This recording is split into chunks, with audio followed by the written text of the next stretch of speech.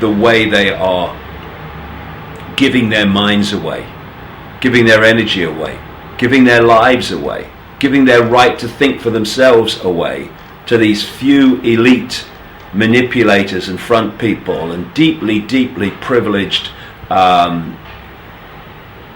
get rich quick on the basis of the energy and the efforts of the people. Who for goodness sake, the royal family with all its palaces and privileges? The people do. And what have the people been doing today in vast numbers? Look at it. Look at it. Yeah. Oh, don't she look lovely? I have no problem with them getting married. Lots of people get married. Good luck to them. Good luck to them. But my goodness, it's time to bloody grow up.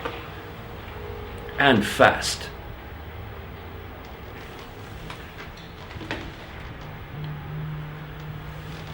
You give her a kiss, that'd be nice.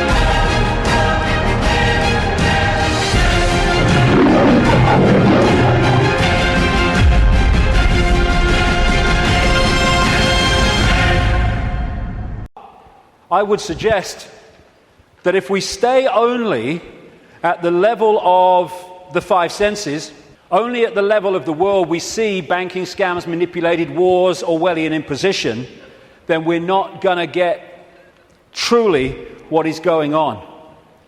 Because I say this, look at it. This world has been changing and is changing so rapidly in terms of all different aspects of this control system, the way they manipulate education, manipulate wars, put in the people they want as presidents, give us all this shite through food and drink, control the media, manufacture the global warming scam, big pharma, and 9/11 and all that stuff. And it's coming in such a coordinated way. So if we are going to think that this situation that we're seeing unfold goes back to a few men and women in dark suits or whatever sitting round a table saying what's our next move, we are clearly massively missing the point. And the vast majority of people who over the last few years have started investigating this, they will not go any further. They will not go any further because A, their belief systems won't let them, often their religious belief system, but also they are fearing what other people will think about them if they go into some of these areas I'm going to go into now. What people make of it is up to them. My right to say it is up to me. So yes, it's not just people sitting around a table somewhere in the world discussing the next move. There's the level where we see this unfolding in the news and what have you. Then there's this other dimensional, non-human level to look at, as I will in this section.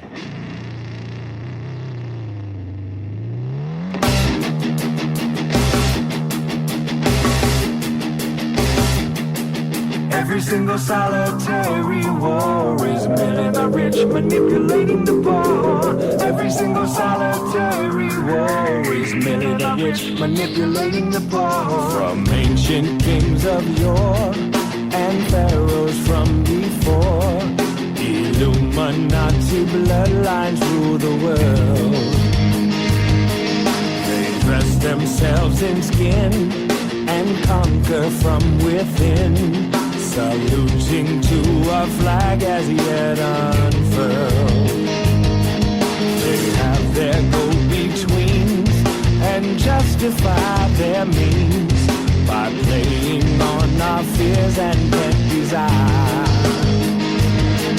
The fabled lords discoverings. They are the lizard kings. By dragon's breath, the skies alight with fire. I don't want to be the one who told you so, but I told you so. It gives me no pleasure now to say you are not the only ones to be controlled, to be controlled. We are but the masters of the day. The day. The men of skulls and bones, they sit upon their thrones, but they are just the pawns that we can see. The secrets that are kept have grown up as we slept, and now they threaten our humanity. Maybe one to laugh, call it a foolish path, but wise men say the truth will make us free. The part that they leave out is that without a doubt, the truth destroys a false reality. I don't want to be the one who told you so, but I told you so. It gives me no pleasure now to say you are not the only ones to be controlled, to be controlled. We are but the masters of the day. The day.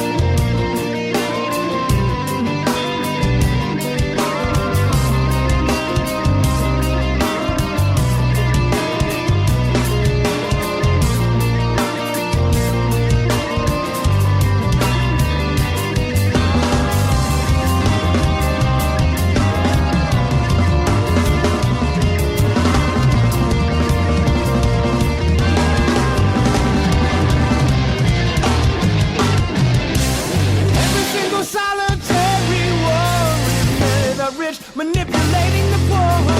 Every single solitary war is merely the rich manipulating.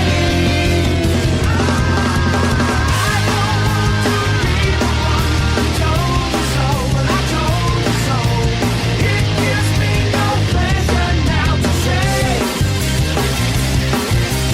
you are not the only ones to be controlled, to be controlled. We are but the masters of the day. The day. The day. Right now is the day.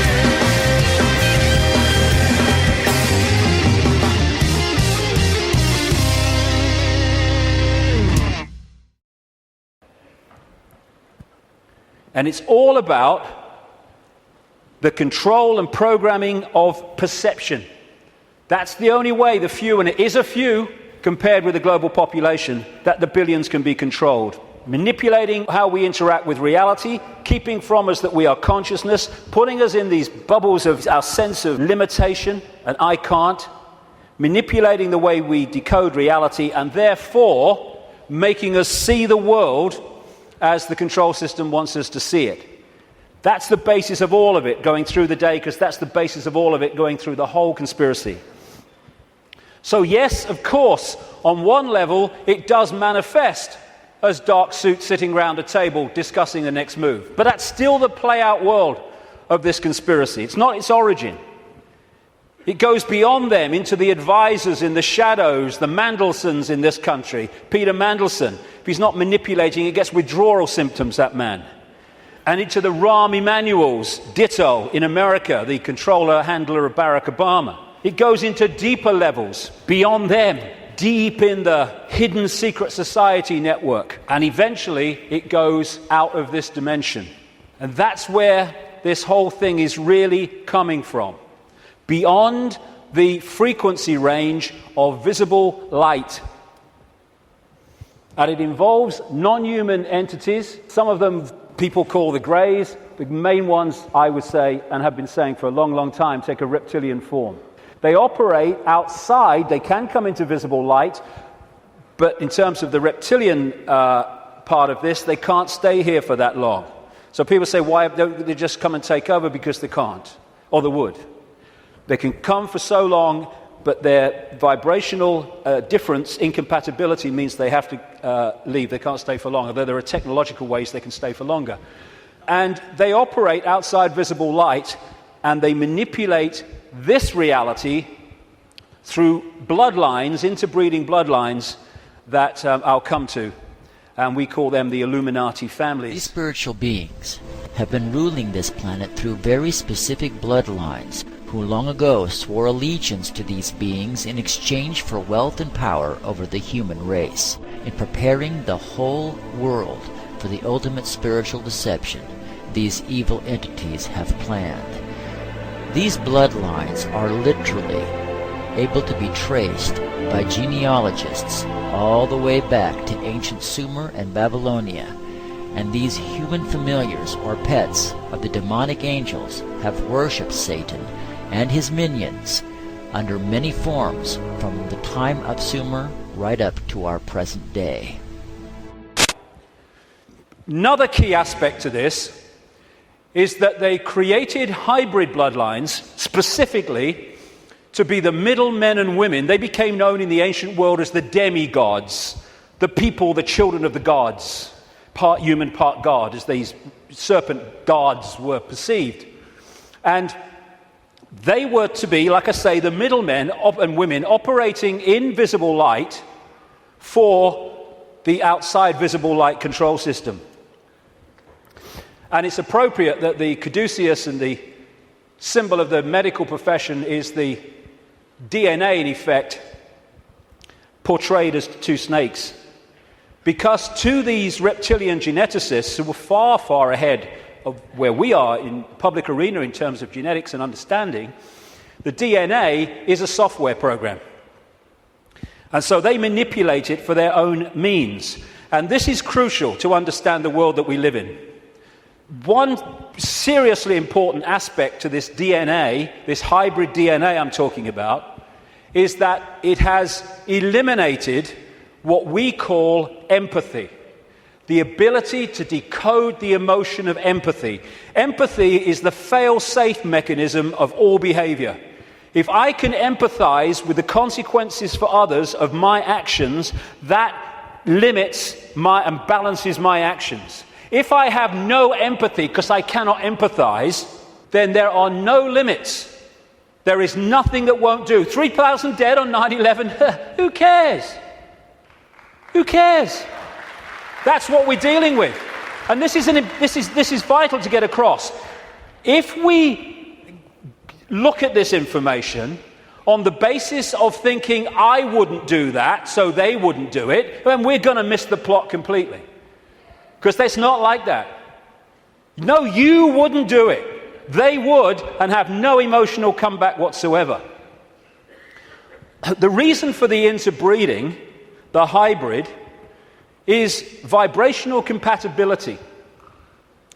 These hybrids have a greater infusion of reptilian DNA than the general population, although we have a lot.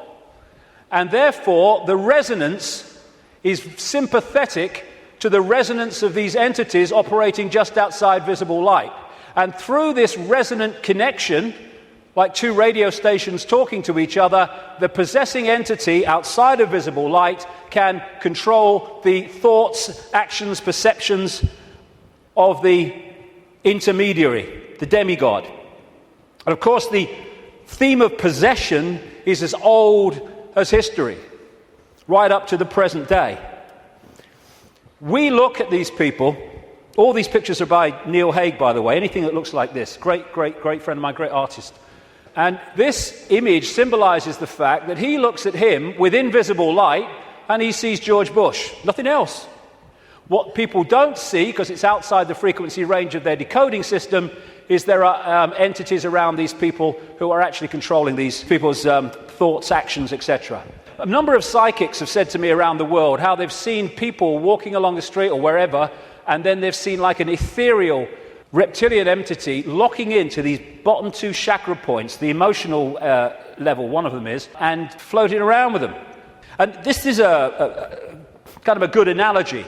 You know when there's scientists in a laboratory and they're trying to work with something that they can't touch because it's too dangerous, what they're working with will be in a tank, and they'll put gloves on, which allows them to be outside the tank, but to manipulate inside the tank. Well, that is a very good symbol of what I'm talking about. These Illuminati bloodlines, these hybrid bloodlines, operate like those gloves, operating inside this reality. And Neil symbolizes these Illuminati families with invisible light as this bearded man. Whenever you see him as we go along, that is symbolic of the Illuminati families controlled beyond human sight by these reptilian entities.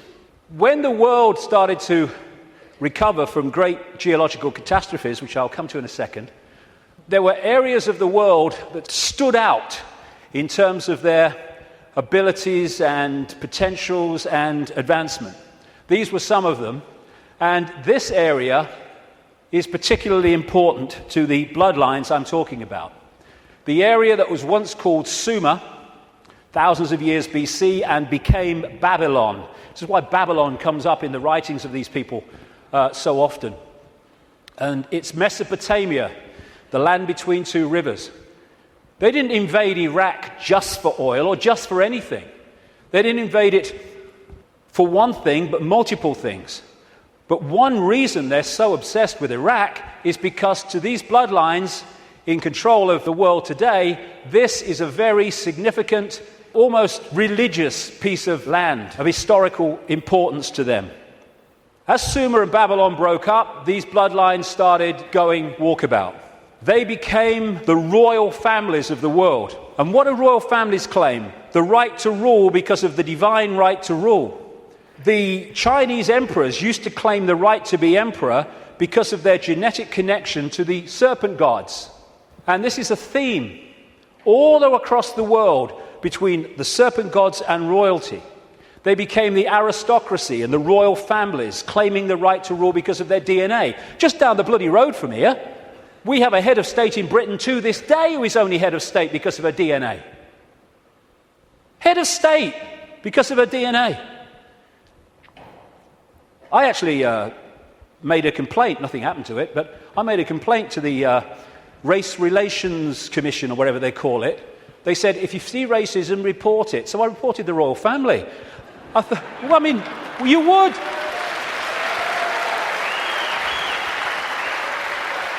You would.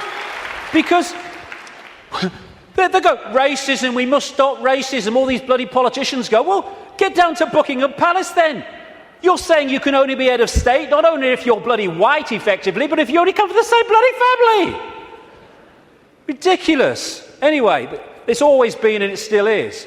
And so these aristocratic and royal families moved on. Eventually, when the people started to rebel against overt royal control dictatorship, these families, some of them stayed in the royal families overtly, and there's still some around, like ours. But these families moved into politics, into banking, into business, and became the dark suit, but they still perceive themselves as royalty, as special, because of this genetic connection to the serpent gods.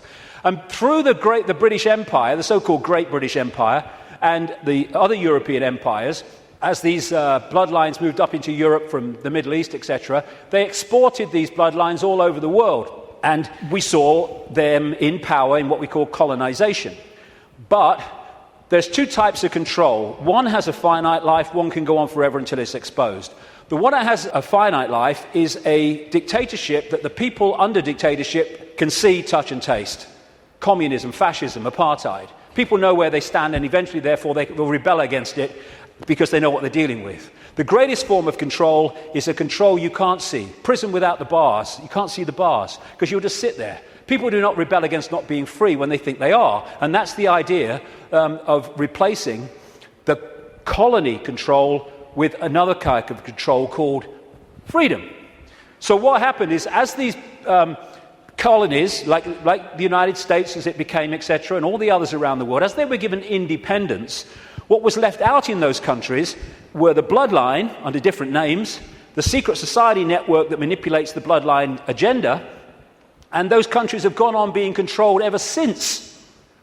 But because they have the ability to have a vote every 4 or 5 years, they don't realize they live in a tyranny. And that's how it works, the prison without the bars. And until it's exposed, it'll go on forever. And so these kind of people, especially the Rothschilds, they are major, major players in this. They are the middlemen for the manipulation of this reality from these entities mostly outside of this reality.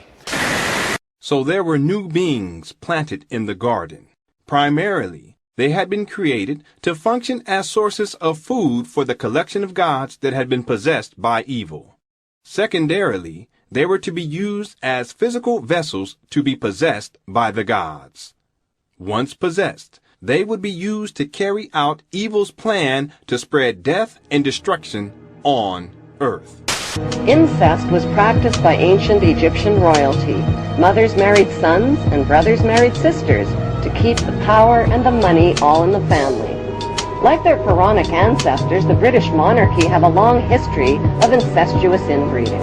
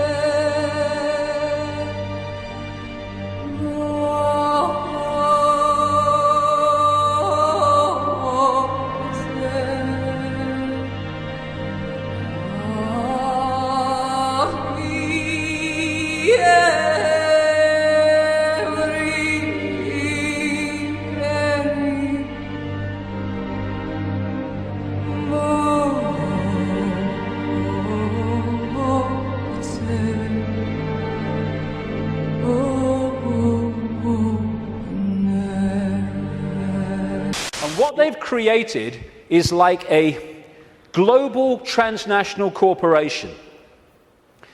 What you have with a corporation is you have a headquarters somewhere in the world, and then in each country you have subsidiary companies of that headquarters, that central point. And all the subsidiaries in the world carry out the policy of the central point. Well, what these Illuminati hybrid family networks have done is create exactly the same, but instead of companies, they are secret society networks. So you've got the center of the web in Europe, for historical reasons, at operational level anyway, places like London, not the British government, the secret society center in London. In Rome is another one, the Roman Church, Rome, and other points in Europe. And then in each country, you have families from the network in those countries whose job it is to run the networks that control that country's business, banking, politics, media, all of it. And so what you have is from this central point in Europe, the center of the web, all these different places and countries all over the world then impose on their country what is being dictated here. And that's why as I travel around the world, I see the same things being introduced in different countries at the same time, overwhelmingly justified by the same excuses. It's all a global network.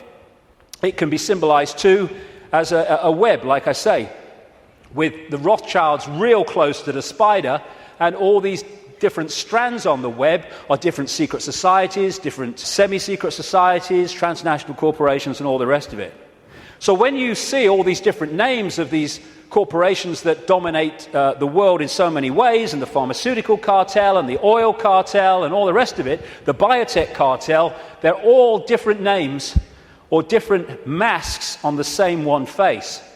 And so you have this structure where outside of visible light you have the reptilian control system, comes down through the Illuminati families, and they control the people in power to push the world in a certain direction. Another way of looking at it here. You see, all these different people, these fight among themselves and all the rest of it, though if it gets out of hand, they get sorted. So these sit on the top of all these different countries. They control these different areas of their societies, and the people are then played off against each other. These buggers don't go to war, they tell these buggers to go to war. And if we stop going to bloody war, game over. But we do. Ridiculous. That's part of becoming conscious.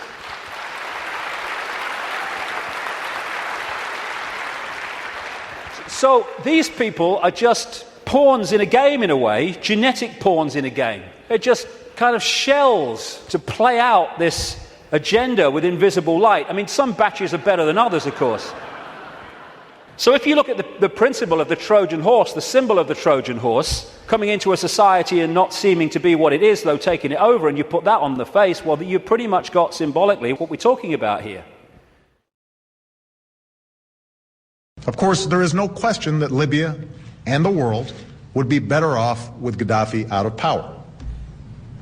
I, along with many other world leaders, have embraced that goal and will actively pursue it through non-military means.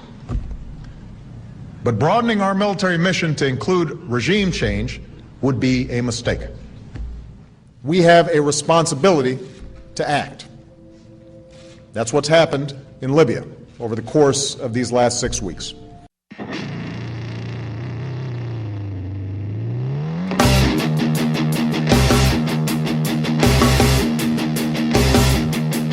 Every single solitary war is merely the rich manipulating the poor. Every single solitary war is merely the rich manipulating the poor. From ancient kings of yore and pharaohs from before, Illuminati bloodlines rule the world. They dress themselves in skin and conquer from within, saluting to a flag as yet unfurled. They have their go-betweens and justify their means by playing on our fears and bent desire. The fabled lords of rings, they are the lizard kings. Like dragons breath, the skies alight with fire.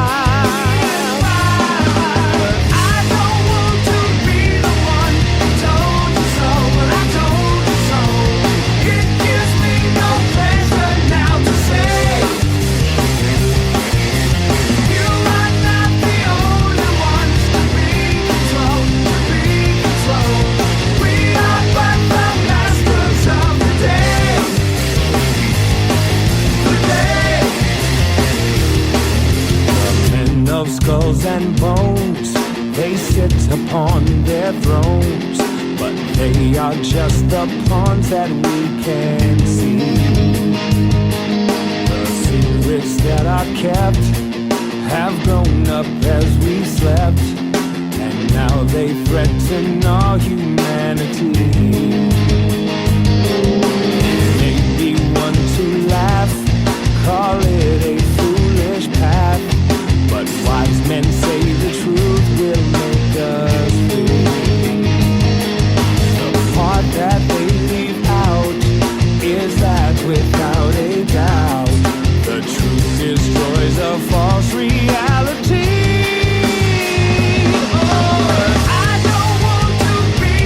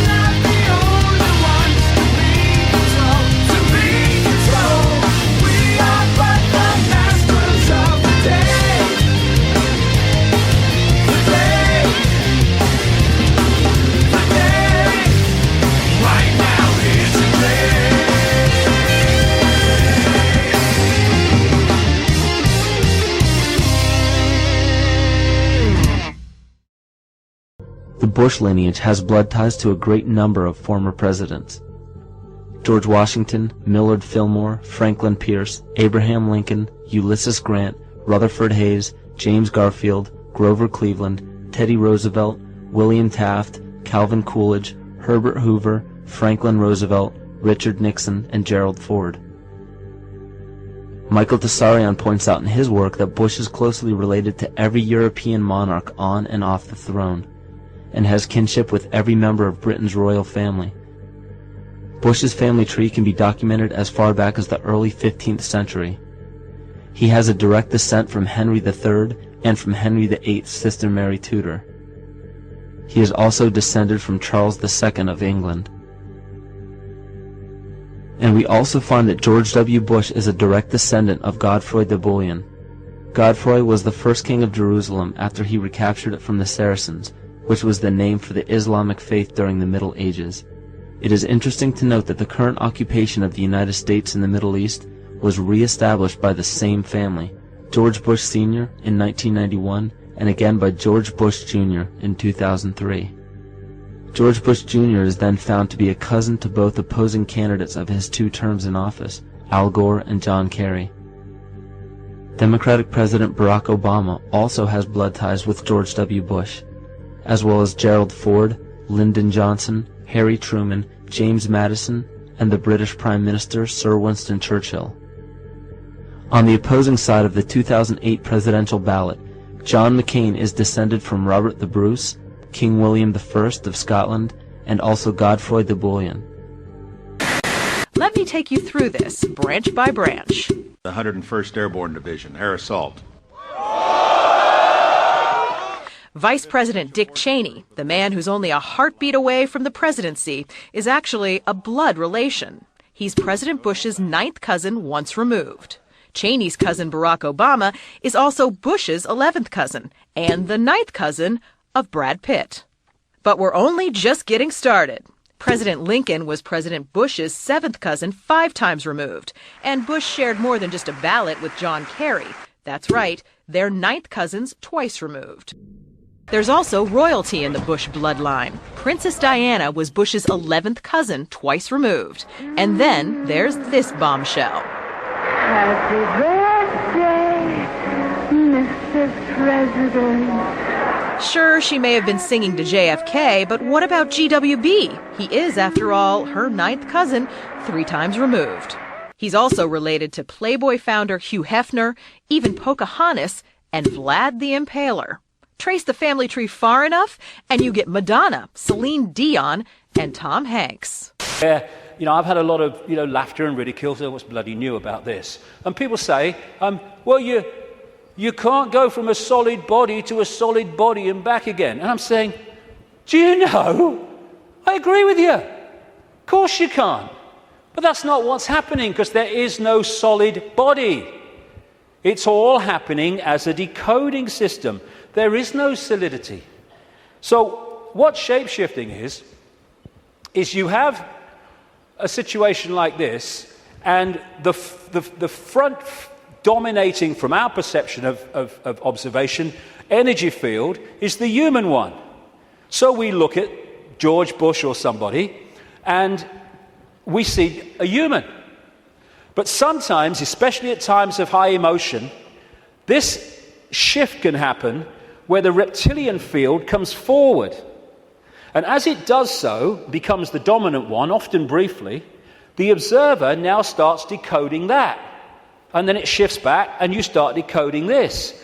And to the observer, decoding that shift, creating the holographic reality in their head, which is where everything happens, to their observation, someone's gone from a human to a reptilian, and then back to human again.